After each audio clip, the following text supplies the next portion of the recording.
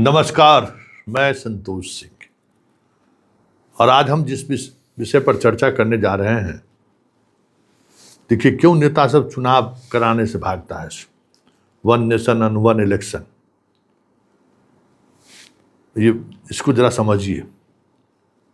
खर्च मेरा हो रहा है ना जी, माल महाराज का मिर्जा खेले होली, हिसाब तुम लगाओगे कि पैसा देश का बहुत खर्च होता है। जितना नेता अपना पेंशन और बाकी चीज़ों में जितना खर्च करता है ना, उससे उस पर कभी बात नहीं करेगा, लेकिन बाकी चीज़ों पर बात करेगा। One nation one election. आज इलेक्शन नहीं रहता तो अस्पताल के बेड से रामकृपाल यादव उस बंटी के घर पहुंचता। देखिए अभी ना ओपन हार्ट सर्जरी हुआ है, तमाम बड़े नेता जो हैं गए थे देखने के लिए, नीतीश कुमार से लेकर सब कोई। अभी ही ये जो खड़ा हो रहा है नीरज, वो भी गया था आशीर्वाद लेने के लिए, तो घर से बाहर नहीं निकले थे। उनके परिवार के लोग उनको मिठाई खिलाकर विदा किए थे, जाइए नॉमिनेशन करिए। लेकिन आज देखिए कि अस्पताल के बेड पर ओपन हार्ट सर्जरी हुआ है, मुंह में मास्क लगा के बंटी के घर पहुंच गए। वही बंटी जिसका आज से 8 दिन पहले अपहरण हुआ था, वही बंटी जिसके अपहरण के एफआईआर दर्ज करने में 48 घंटा का समय ले लिया कोतवाली थाना अध्यक्ष। अभी भी वो थाना अध्यक्ष जमा हुआ है अपने पद पर। और जब अब नेताजी लोगों का जब राजनीति तेज हो रही है, कैंपेन शुरू होने वाला है और ये सवाल उठेगा, तो 3 गो एएसआई एगो चौकीदार को सस्पेंड किया है आज पटना पुलिस। समझ जाइए कि उसकी मौजूदगी में उसके सामने में जो है सो बंटी को अपहरण करके ले गया था। उससे जहाँ देह व्यापार चलता है जिस इलाके से, उस इलाके से कोतवाली थाना की पुलिस को 1 लाख रुपया पर मंथ मिलता है। पता कर लीजिए, कल ही हमारी बात हो रही थी इसी लोगों से, इसी गैंग के लोगों से। 1 लाख रुपया पर महीना। जो करबिगहिया के आसपास देखते हैं बाहर और पटना जंक्शन के बाहर जो खेल होता है, गुड्डू नाम का एक संचालक है, सबको मॉनिटरिंग करता है और 1 लाख रुपया कोतवाली थाना को पहुंचाता है। ये बेशर्मी है पुलिस का। किस तरीके का कमाई, जितना होटल में है उसका अलग 1 लाख रुपया महीना है। वो संजीव नाम का आदमी इसको पहुंचाता है। जितना होटल में गलत तरीके से लड़के लड़कियां जाती हैं, उसके लिए 1 लाख रुपया सब होटल मिलके उसको दे देना है। 1 लाख रुपया देह व्यापार करने वाला, जो धंधा करने वाला है, वो बंटिया पहुंचाता है, ये संजीव पहुंचाता है। हैरान करने वाला तथ्य, एक से एक तथ्य सामने आ रहा है। खैर अभी सवाल उस पर नहीं है, सवाल इस बात को लेकर है कि बंटी अब इस दुनिया में नहीं रहा। सम्राट के 3C के दावे का इससे बेहतर उदाहरण नहीं हो सकता। हाँ, ये अलग बात है कि जिसकी हत्या हुई है अपहरण करके, वो यादव है। आज यादव के जगह पर कोई दूसरा जाति रहता तो सरकार की चूल हिल गया रहता। जो शांति से बैठे हैं ना सम्राट एंड कंपनी, चूल हिल गया रहता। कोई सवर्ण रहता तब तो अभी तक तो खेला हो गया रहता। बनिया हो रहता तब तो अभी तक तो इनको पसीना छूट गया रहता। हाँ, यादव है, इसका कोई राजनीतिक नुकसान नहीं होगा, इसलिए भले कुंडली मारकर बैठी रही सरकार 8 दिनों तक। आज कार्रवाई किया है।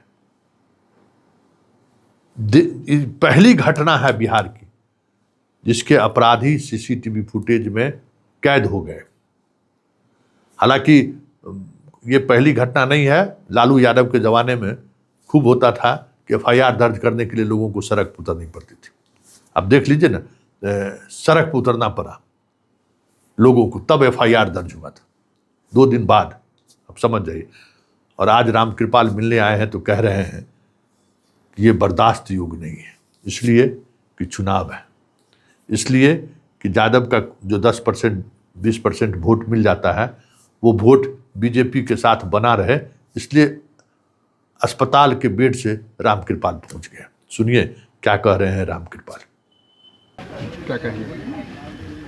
बंटी यादव की हत्या अत्यंत दुखद है। गरीब परिवार का लड़का, कमाता खाता, उसी पर डिपेंडेंट था परिवार, पूरा परिवार, भाई, माँ, पत्नी, बच्चे, और जघन्य अपराध हुआ है ये। इस घटना की जितना निंदा की जाए वो कम होगा। और ये पुलिस की निष्क्रियता दुखद है। परिवार के लोग कंप्लेन करने जाता है लोकल थाना जक्कनपुर में, तो इसलिए नहीं रहता है कि हमारा केस नहीं है, फलानवा कोतवाली केस है। अरे तुमको 0 FIR करना चाहिए था और बाकी का ट्रांसफ़र करते, तो उसको इंटरटेन नहीं किया, कलप रही है, रो रही है। ये बहुत ही दुखद है। मैं धन्यवाद देना चाहता हूँ पटना पुलिस के सीनियर SP साहब को या सरकार को, जिन्होंने इसको बहुत गंभीरता से लिया इस घटना को, और जो लोग भी इसमें संलिप्त पाए गए अधिकारियों को दंडित किया गया और अपराधी पकड़े गए हैं। अभी पुलिस से मेरी बात हुई है और आगे भी जितनी सख्त कार्रवाई होनी चाहिए मैंने सीनियर SP साहब को कहा है, करिए और न्याय करिए। अधिक से अधिक जो प्रावधान है सजा का उसको मिलनी चाहिए। राजधानी पटना में कैमरे लगे हुए हैं चप्पे चप्पे पर, मगर कई दिन बीत गए, पुलिस के हाथ कोई सुराग नहीं लगा और जो अपराधी पकड़े गए, परिजन ये कहते हैं कि उन्हें हमने पकड़ के दिया था। और सब की जो बरामदगी हुई उसमें भी कहा जा रहा है कि परिजन ने ही उस सब को खोजकर पुलिस को बताया। तो पुलिस प्रशासन इतने दिनों तक चुप क्यों थी, मौन क्यों थी? इसीलिए तो कार्रवाई हुआ ना। सरकार ने एहसास किया कि पुलिस अपने दायित्वों का निर्वहन नहीं की है और 0 टॉलरेंस पॉलिसी है सरकार का अपराध। इसीलिए सख्ती के साथ कार्रवाई हुआ है और भी कार्रवाई करना पड़ेगा सख्ती के साथ। तो सरकार बख्शेगी नहीं, अपराधी अब छूट नहीं मिलेगा। परिजन को किस तरह की सहायता देगी सरकार के समक्ष इस बात को मैं रखूंगा और नियमानुसार जो भी परिजन के लिए सहायता होगी सरकार की तरफ से दिलवाने का कोशिश करूंगा। सेक्स रैकेट जो यहाँ पर चलता था, जिसको लेकर बंटी यादव लगातार आवाज़ बुलंद कर रहे थे, तो ये एक दिनों से तो चल नहीं रहा था, ये सिंडिकेट सालों से चल रहा है। आखिर पुलिस प्रशासन यहाँ पर पेट्रोलिंग भी करती है, अब तक कार्रवाई उन लोगों पर क्यों नहीं हुई? बिल्कुल दुखद है। मैं आपके इस बात से सहमत हूँ कि अगर यहाँ इस तरह की सेक्स रैकेट की घटनाएं हो रही थी, चल रहा था, कोई न कोई इसमें साजिश करता होगा ही होगा, तो सरकार इन सब चीज़ों पर विचार करेगी और आगे इस तरह की घटना का वो दोबारा नहीं हो जाए उसके लिए हर संभव प्रयास करें। सुन लिए ना, ये अगर चुनाव नहीं रहता तो रामकृपाल आते, चुनाव नहीं रहता तो आज 8 दिन बाद कार्रवाई होती। पूरे सेक्स रैकेट के खिलाफ कल जो पूरा चला है, पार्लर से लेके सब जगह जो छापेमारी हुई है, वो छापेमारी होती क्या? इसलिए नेता लोग चाहता है कि चुनाव 5 साल पर हो, कि बीच में हमको जवाब देना नहीं पड़े, जनता हमसे सवाल नहीं करे। हम तो कहते हैं कि हर साल चुनाव हो, जो खर्च लगे सो लगे, कम से कम देश इन नेताओं से तो बचा रहेगा।